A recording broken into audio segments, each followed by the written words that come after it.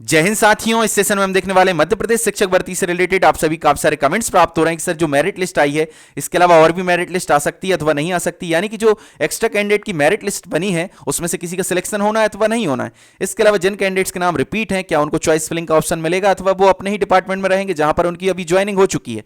इसके अलावा जितनी वैकेंसीज हैं उससे कम कैंडिडेट्स को क्यों लिया गया, ये सारे डाउट्स इस सेशन के माध्यम से क्लियर करने वाले हैं, इसलिए इस सेशन में अंत तक बने रहिए। फिर भी कोई डाउट्स रहते हैं तो हमारे कमेंट बॉक्स में कमेंट कर सकते हैं, हमारे व्हाट्सएप ग्रुप और टेलीग्राम ग्रुप से जुड़ जाइए, जो भी क्वेरीज वहां पर रखिए, हम नेक्स्ट सेशन में जरूर कवर करने का प्रयास करेंगे। इसके अलावा जो भी शिक्षक साथी नए हैं तो प्लीज चैनल को सब्सक्राइब करें, वीडियो को लाइक करें, वीडियो को ज्यादा शेयर करें। तो आइए हम स्टार्ट करते हैं हमारा सेशन। आज दैनिक भास्कर में ये न्यूज आई है कि शिक्षक भर्ती जिन्होंने पहले ज्वाइनिंग ले चुके हैं या फिर जिनको नियुक्ति पत्र जारी हो चुके हैं उन कैंडिडेट्स को इस प्रोसेस से बाहर कर दिया गया है। ये अपन अभी क्लियर नहीं कह सकते कि इनको बाहर कर दिया गया है, क्योंकि डिपार्टमेंट ने एक नोटिस जारी किया था, शायद आप सभी ने देखा होगा मेरा सेशन, 14 नवंबर को एक नोटिस जारी किया था एक्स्ट्रा कैंडिडेट को क्यों लिया गया है, इससे रिलेटेड ये नोटिस था। इसमें अपन मेन चीज को देखने का प्रयास करते हैं कि एक्स्ट्रा कैंडिडेट को क्यों लिया गया था। एक्स्ट्रा कैंडिडेट लेने का मेन रीजन था कि नाम रिपीट होंगे, और नाम रिपीट होने के दो रीजन थे। एक तो जो कैंडिडेट जिन कैंडिडेट्स को ज्वाइनिंग लेटर जारी कर चुके हैं और उनने अपनी ज्वाइनिंग नहीं ली है, कार्यभार ग्रहण नहीं किया है। दूसरी स्थिति थी जिन कैंडिडेट्स को विभाग परिवर्तन करना था, यानी कि डिपार्टमेंट चेंज करना था, डीपीआई से ट्राइबल, ट्राइबल से डीपीआई।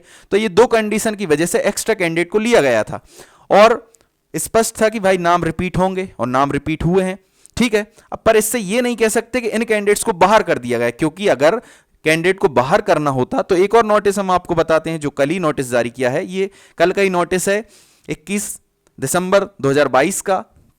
यह नोटिस देखेंगे तो आप इसमें स्पष्ट लिखा है, इस चयन सूची में सम्मिलित ऐसे अभ्यर्थी जिनकी नियुक्ति आदेश, जिनको ज्वाइनिंग लेटर पहले जारी हो चुके हैं, जो स्कूल शिक्षा विभाग में या जनजाति कार्य विभाग किसी में भी ज्वाइनिंग ले चुके हैं या फिर जिनके नाम से ज्वाइनिंग लेटर जारी हो चुके हैं, उन कैंडिडेट्स को चॉइस फिलिंग का ऑप्शन नहीं दिया जा रहा है। तो यहां पर ये चॉइस फिलिंग का ऑप्शन नहीं दिया जा रहा है, ये लिखा है। अगर इनको इस प्रोसेस से बाहर करना होता तो यहां पर एक स्पष्ट नोट जारी करते, जैसे कि यहां लिखा हुआ है कि इस चयन सूची में जो भी कैंडिडेट ऐसे हैं जिनको ऑलरेडी पहले नियुक्ति आदेश जारी कर चुके हैं, चाहे डीपीआई चाहे ट्राइबल, उनको चॉइस फिलिंग नहीं करने का ऑप्शन है। इसकी जगह यह भी तो लिख सकते थे ना कि जो कैंडिडेट ऑलरेडी डीपीआई या ट्राइबल में वर्क कर रहे हैं उनको सेकेंड राउंड काउंसलिंग प्रोसेस में भाग लेने नहीं दिया जाएगा। ऐसा भी नोटिस जारी कर सकते थे गवर्नमेंट, स्कूल शिक्षा विभाग। पर स्कूल शिक्षा विभाग ने ऐसा नोटिस जारी कहीं भी नहीं किया है कि जो भी कैंडिडेट ऑलरेडी ज्वाइनिंग ले चुके हैं या फिर जिनके नाम से नियुक्ति आदेश जारी हो चुके हैं उनको सेकंड राउंड काउंसलिंग प्रोसेस में भाग लेने नहीं दिया जाएगा। या फिर यहां भी लिख देते, जैसा यहां पर यह लिखा है साला विकल्प का चयन नहीं है, इसकी जगह यह भी तो लिख सकते थे कि जो जिस डिपार्टमेंट में वर्क कर रहा है वो वहीं पर करेगा, उनका विभाग परिवर्तन नहीं होगा, ना ही वो अब नेक्स्ट प्रोसेस में भाग ले सकते हैं, वो जहां पर ज्वाइनिंग ले चुके अब वहीं ज्वाइन रहेंगे। इस तरीके से नोटिस जारी हो सकता था, इसलिए अभी क्लियर नहीं कह सकते कि इन कैंडिडेट्स को बाहर कर दिया गया है।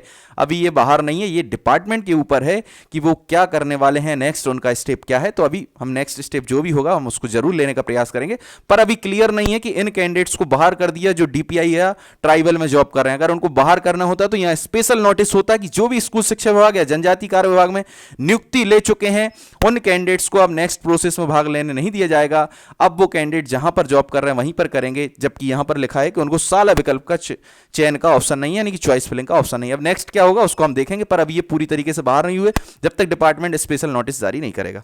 तो आई होप आप समझने का प्रयास करेंगे। भले यहां पर लिखा है कि ये कैंडिडेट बाहर हो चुके हैं। इसमें दो प्रकार के कैंडिडेट, एक तो 2011 में नियुक्ति ले चुके, 2011 अक्टूबर से ज्वाइनिंग लेटर चालू हुए थे डीपीआई ट्राइबल के, और वो तो अभी तक चल रहे हैं, ठीक है ना। इसके अलावा second round counselling process tribal ने अकेला सेपरेटली चालू किया था, उसके नियुक्ति आदेश भी अभी कुछ दिन पहले ही जारी हुए वर्ग 1 और 2 के। तो वो वाले कैंडिडेट भी हैं जो सेकंड राउंड काउंसलिंग प्रोसेस में जिनकी ज्वाइनिंग लेटर जारी हो चुके हैं, ये 775 में।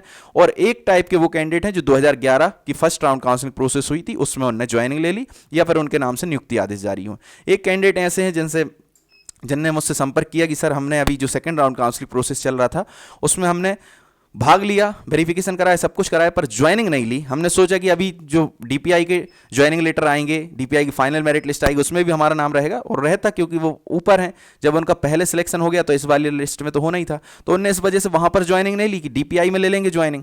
पर इसमें भी उनको लिखा आ रहा है कि आपको ट्राइबल डिपार्टमेंट से नियुक्ति आदेश जारी हो चुका है, तो आप भी चॉइस फिलिंग नहीं कर सकेंगे। ऐसी काफ़ी सारी चीज़ें हैं।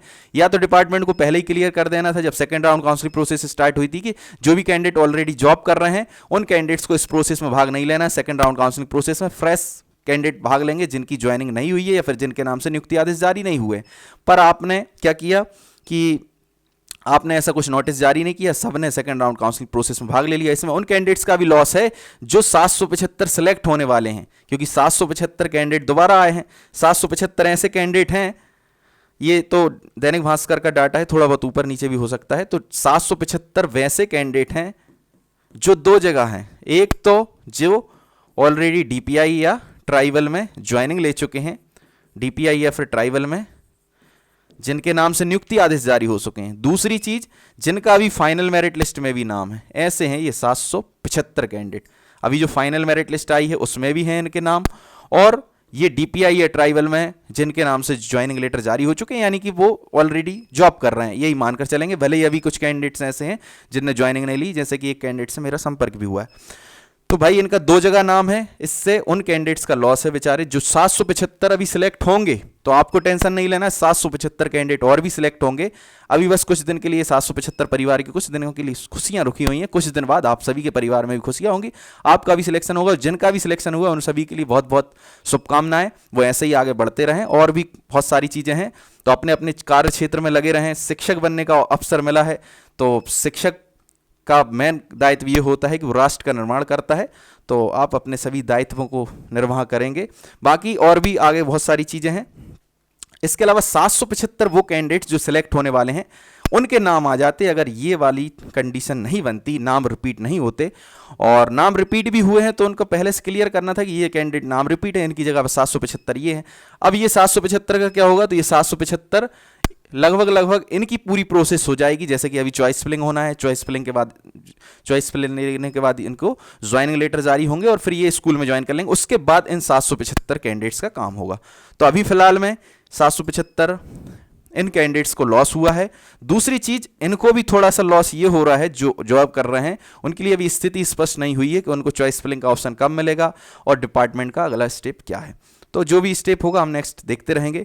एक चीज़ तो ये थी कि भाई इनको चॉइस फिलिंग का ऑप्शन मिलेगा अथवा नहीं मिलेगा, ये डिपार्टमेंट तय करेगा। अभी कुछ भी क्लियर नहीं है, क्योंकि डिपार्टमेंट पहले ही नोटिस जारी कर देता कि इनको प्रोसेस से बाहर कर दिया जा रहा है, यानी कि आप जहां भी काम कर रहे हैं वहीं पर करते रहेंगे, आपको विभाग परिवर्तन का ऑप्शन नहीं है, स्कूल चेंज करने का ऑप्शन नहीं है, तो वो चीज़ क्लियर होती। पर अभी ऐसा कुछ भी नहीं लिखा है, नोटिस में ये लिखा है कि अभी आपको साला के चयन का ऑप्शन नहीं दिया गया।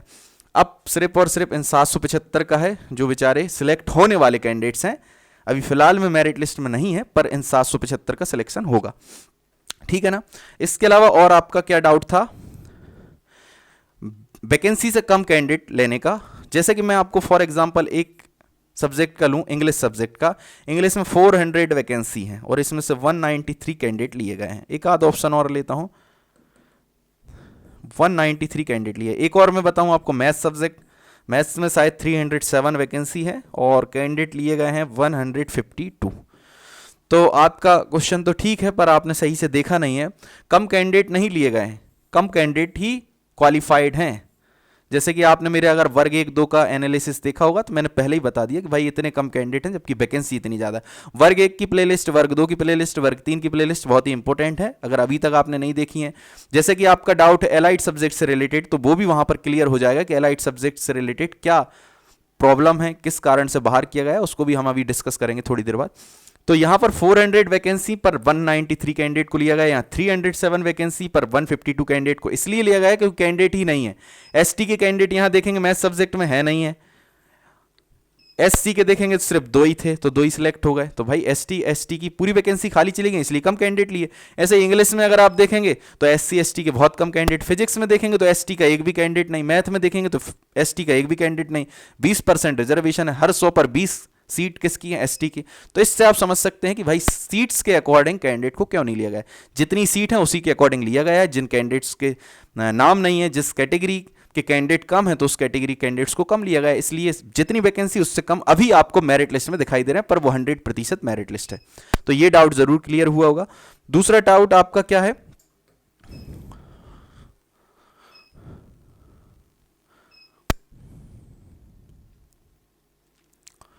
एक्स्ट्रा कैंडिडेट्स से रिलेटेड आपका डाउट है कि एक्स्ट्रा कैंडिडेट का सिलेक्शन होगा या नहीं होगा। तो बिल्कुल जो कैंडिडेट्स रिपीट हुए हैं जैसे कि आपने देखा होगा बहुत सारे कैंडिडेट रिपीट हुए हैं, अभी 775 दिख रहे हैं, पर अगर आप परसेंटेज वाइज देखेंगे तो 20% से प्लस होगा। 775 देखोगे, 4075 वैकेंसी है तो 19% हो रहा है। पर क्या है, कुछ सब्जेक्ट ऐसे हैं उनमें वैकेंसी तो है पर कैंडिडेट ही नहीं है। जैसे कि यहां पर देखो आप, 400 वैकेंसी 193 कैंडिडेट्स हैं, या 307 वैकेंसी 152 कैंडिडेट हैं। तो इस हिसाब से देखोगे तो 20% से भी अधिक कैंडिडेट के नाम रिपीट हुए हैं। वैसे तो अभी अब आप ऑल ओवर देखोगे 4075 का तो 19% कैंडिडेट रिपीट हुए हैं, पर उससे भी ज़्यादा होंगे क्योंकि कुछ सब्जेक्ट ऐसे हैं, जैसे यहाँ पर 207 ही कम है सीधे सीधे, यहाँ पर भी देखो 150 के आसपास कम है। तो इससे ये क्लियर है कि भाई एक्स्ट्रा कैंडिडेट के नाम भी आने वाले हैं। अब ये सब्जेक्ट वाइज एनालिसिस करना पड़ेगा, वो मैं नेक्स्ट सेशन में अगर आपके रिक्वायरमेंट होगा, ज़्यादा से ज़्यादा कमेंट्स आएंगे तो मैं सब्जेक्ट वाइज बताऊंगा किस सब्जेक्ट में कितने कितने एक्स्ट्रा कैंडिडेट वाले सिलेक्ट होने वाले, कितने वेटिंग वाले क्लियर होने वाले। हाँ, कुछ कैंडिडेट्स के ये सवाल थे कि साहब वेटिंग लिस्ट क्यों नहीं आई। वेटिंग लिस्ट इसलिए नहीं आई क्योंकि आपकी मेरिट प्लस वेटिंग तो एक ही साथ थी। अगर आपने मेरे सेशन देखे होंगे वर्ग 1 और 2 के, तो मैंने उसमें एनालिसिस करके बताया कि भाई इसमें कितने एक्स्ट्रा कैंडिडेट हैं, मेरिट में ही वेटिंग वाले थे और एक्स्ट्रा कैंडिडेट अलग से थे, तो उसी को आप वेटिंग मानकर चलिए जो एक्स्ट्रा कैंडिडेट है। प्लस अभी मेरिट के बाद कुछ कैंडिडेट्स अभी बचे हुए हैं, आप सभी को पता होगा, अगर आपने देखा होगा मेरा सेशन, नहीं देखा है तो देख लेना। तो फिर हम नेक्स्ट सेशन में कभी कवर करेंगे किस सब्जेक्ट में किस सब्जेक्ट में किस कैटेगरी में एक्स्ट्रा कैंडिडेट में से कितने सिलेक्ट होने वाले और वेटिंग में से कितने होने वाले। ठीक है ना। आपके नाम आएंगे, 775 कैंडिडेट और सिलेक्ट होंगे क्योंकि 775 ऐसे कैंडिडेट हैं जो ऑलरेडी जॉब कर रहे हैं और वो अपना विभाग परिवर्तन करना चाहते थे, पर अभी उनको चॉइस फिलिंग का ऑप्शन नहीं दिया। अभी ये गवर्नमेंट डिसाइड करेगी, अभी इसका कुछ क्लियर डाटा नहीं है। ठीक है ना। दूसरी चीज, 775 कैंडिडेट के नाम रिपीट हैं और जिन कैंडिडेट्स को चॉइस फिलिंग करना है उनके लिए भी डेट फिक्स है कि भाई आपको 27 दिसंबर तक आपको चॉइस फिलिंग करनी है। जिन कैंडिडेट्स को चॉइस फिलिंग करनी है 23 से लेकर के 27 दिसंबर तक आपको चॉइस फिलिंग करनी है। कम से कम 50 स्कूल का चयन करना है। अगर आपके सब्जेक्ट में 50 से अधिक स्कूल दिखाई दे रहे हैं तो कम से कम 50 स्कूल का चयन करें। इसके अलावा हो सकता है आपके सब्जेक्ट में कम ही पोस्ट हों तो फिर कम दिखाई देंगे, तो फिर जितने दिखाई दे रहे हैं उतने करें। जैसे कि फॉर एग्जांपल मानकर चलिए आपके सब्जेक्ट में 10 पोस्ट हैं तो भाई आपको 50 थोड़ी ऑप्शन दिखाई देंगे, 10 ही ऑप्शन दिखाई देंगे, 10 ही स्कूल दिखाई देंगे, 10 कर लो, पर मिनिमम 50 तो करिए। क्योंकि क्या होता है कि स्कूल शिक्षा विभाग ऐसा है कि आप जो स्कूल चॉइस करते हैं आपको वही मिल जाता है, चाहे आपके घर के बगल में हो। बस उसमें कंडीशन ये है कि आपसे अच्छी रैंक वाला कैंडिडेट उसी स्कूल को चॉइस ना करे। तो इसलिए आप अपने यहाँ सर्कल बनाइए, ठीक है ना, दूरी के हिसाब से, पहले सबसे पास, फिर उससे मतलब डिस्टेंस के हिसाब से आप स्कूल देखते जाइए, सर्कल बनाइए और जो आपके पास है पहले वो स्कूल ले लीजिए, फिर दूर बढ़ते जाइए आप, है ना, दूरी के हिसाब से। इससे ये फायदा होगा कि अगर आपसे अच्छी मेरिट क्रम वाले कैंडिडेट ने उस स्कूल को चॉइस फिलिंग में चूज नहीं किया तो आपको मिल जाएगा, भले ही आपकी रैंक कम हो। ठीक है ना। तो इसलिए डिपार्टमेंट खुद बोलता है कि आप ज़्यादा से ज़्यादा स्कूल का चॉइस करें। तो अपने आसपास वाले तो पूरे कर लीजिए, और भाई जॉब मिल रही है तो आप जितने स्कूल खोलेंगे उतने भी चॉइस कर लेंगे तो क्या दिक्कत है। 400-500 से ज़्यादा स्कूल थोड़ी ना खोलेंगे। जैसे 400 इंग्लिश में तो 400 ही खोलेंगे, 400 से कम भी हो सकते, कहीं कहीं 2 पोस्ट होंगी तो 400 ही खोलेंगे ना। 400 सेलेक्ट करने में क्या प्रॉब्लम है। ठीक है ना। दूसरी चीज़, कुछ कैंडिडेट्स को बाहर किया गया है, 189 उम्मीदवारों को अमान्य किया गया है। किस कारण से किया गया है उसको हम देखने का प्रयास करते हैं। तो 189 कैंडिडेट की लिस्ट जारी की है, आप एमपीटीआरसी की साइट पर जाकर देख सकते हैं किन किन कैंडिडेट्स को बाहर किया। मैं इसको शॉर्टली बताता हूं क्योंकि आपके काफ़ी सारे कन्फ्यूजन प्राप्त हो रहे थे, तो उसको मैं यहां पर देखने का प्रयास करता हूं क्या कारण है मेन।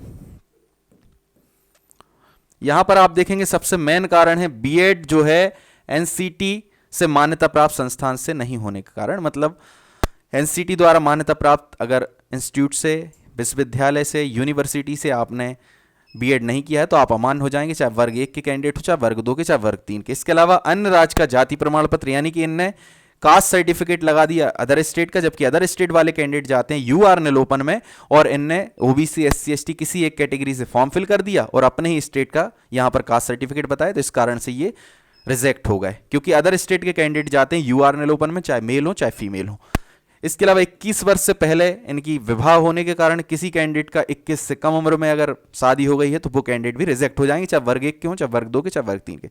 एक ही सत्र में 2 नियमित डिग्री, तो इससे रिलेटेड मैं एक सेशन ला चुका हूं, डिग्री आपका एलाइड सब्जेक्ट। आप वर्ग 1 की प्लेलिस्ट में जाएंगे तो न्यू रूल्स रेगुलेशंस इंस्ट्रक्शंस से रिलेटेड एक बहुत शानदार सेशन है, आपके सारे डाउट्स क्लियर हो जाएंगे। एलाइड सब्जेक्ट से रिलेटेड, डबल डिग्री से, सारे रूल्स रेगुलेशंस वहां पर मिल जाएंगे। जो भी वर्ग 1 की आगे तैयारी करना चाहते हैं तो वो सारी चीजें वहां देखेंगे। वर्ग 1, वर्ग 2, वर्ग 3 सभी के वहां पर रूल्स रेगुलेशन मिलेंगे। पीजी थर्ड डिवीजन से होने के कारण, यानी कि 50% से कम परसेंटेज होने के कारण पीजी में। इसके अलावा आयु अधिक होने के कारण, मतलब इनकी एज लिमिट खत्म हो चुकी है। निर्धारित विषय में योग्यता नहीं होने के कारण, मतलब जिस सब्जेक्ट से फॉर्म फिल किया वो सब्जेक्ट पीजी में नहीं होने के कारण। 26 जनवरी 2001 के बाद तीसरी संतान, यानी 26 जनवरी 2001 के बाद अगर आपका तीसरी संतान हुई है तो अभी आप रिजेक्ट, क्योंकि 2 संतान का नियम है। इसके अलावा सभी दस्तावेज अपलोड नहीं करने के कारण, जितने भी दस्तावेज अपलोड करने थे बीएड पीजी वो अपलोड नहीं करने के कारण। इसके अलावा पीजी सह विषय और यूजी में मूल सब्जेक्ट ना होने के कारण। इससे रिलेटेड हम सेशन ला चुके हैं, न्यू रूल्स रेगुलेशन से रिलेटेड। वो सेशन देख लोगे तो आपके सारे डाउट्स क्लियर हो जाएंगे। इसका मीनिंग शॉर्टली मैं बता देता हूं कि आपने एलाइड सब्जेक्ट से पीजी कर लिया और आपका मेन सब्जेक्ट यूजी में नहीं है, इस कारण आप बाहर हो गए। पर कुछ कैंडिडेट्स के ये सवाल थे कि साहब हमने एमए कर लिया इंग्लिश और बीएससी किया है ग्रेजुएशन में, तो उनको समस्या नहीं है, क्योंकि आपने मेन सब्जेक्ट से ही जब पीजी कर लिया तो फिर कोई दिक्कत नहीं। एलाइड सब्जेक्ट का मतलब यह है कि आपने मेन सब्जेक्ट से पीजी नहीं किया है, ठीक है ना, और मेन सब्जेक्ट आपका यूजी भी नहीं है। अब इंग्लिश का तो कोई एलाइड होता नहीं, इसलिए कोई दिक्कत नहीं, आप वहां पर जाकर सारे सेशन देख लीजिए। वर्ग 1, 2, 2, 3 के डले हुए हैं। आई होप कि ये सेशन आप सभी